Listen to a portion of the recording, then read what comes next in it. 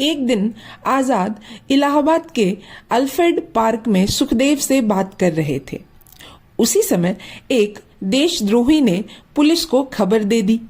Police ने park को चारों ओर से घेर लिया। आजाद ने अपने साथी को पार्क से सुरक्षित बाहर निकाल दिया और फिर अकेले ही पुलिस की गोलियों का सामना करने के लिए तैयार हो गए।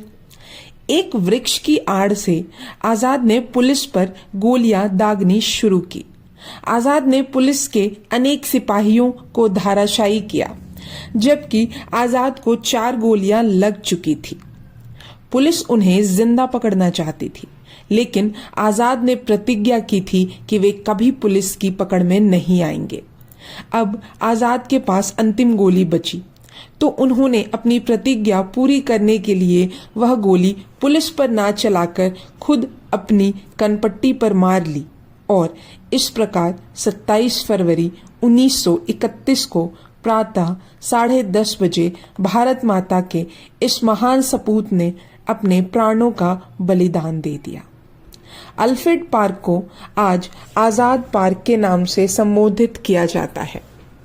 आजाद के शहीद होने की सूचना जब भगत सिंह को मिली तो उन्होंने कहा, धन्य है वह माता जिसने आजाद को जन्म दिया।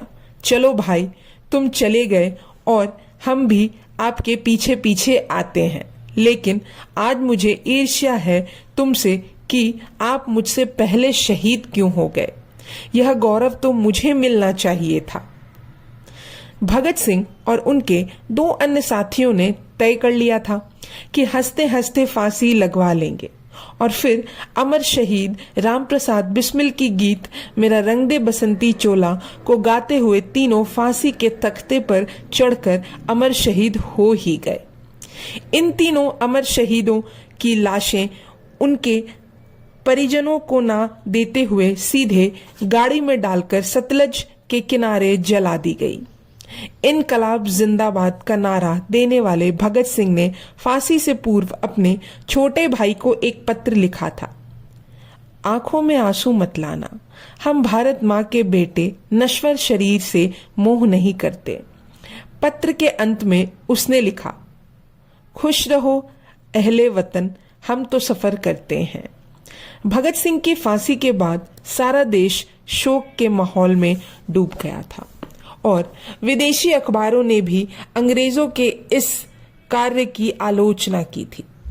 चंद्रशेखर आजाद जहां 27 फरवरी 1931 को सम्मुख युद्ध में शहीद हुए, वहीं भगत सिंह, राजगुरु और सुखदेव को 23 मार्च को फांसी हुई और इस प्रकार ये तिथियां विश्व के इतिहास में हमेशा के लिए अंकित हो गईं। शहीद भगत सिंह का सपना उसी फांसी के 16 वर्ष बाद 15 अगस्त 1947 को पूरा हुआ। अंग्रेज भारत छोड़कर चले गए, देश को स्वतंत्रता मिली। पर क्या आप समझते हैं कि भगत सिंह का लक्ष्य मात्र विदेशी सरकार का तख्ता पलटना ही था? अंग्रेज भारत से चले जाएं और यहाँ अपने देशवासियों का शासन हो, क्या वह इतनी ही बात चाहते थे? नहीं, जो लोग ऐसा सोचते हैं वे सरासर गलती है। भगत सिंह दूरदर्शी थे। उन्होंने स्पष्ट देख लिया था कि हमें दोहरी लड़ाई लड़नी है, पहले विदेशियों के साथ और फिर देश के पूंजीवादियों के साथ। उनका विचार था, आजादी के पश्चात हमें अपने ही देश की भ्रष्टाचारियों से लड़ना पड़ेगा। जब तक असली सत्ता आम आदमी के हाथ में नहीं आती, तब तक हमारी आजादी अधूरी रहेगी।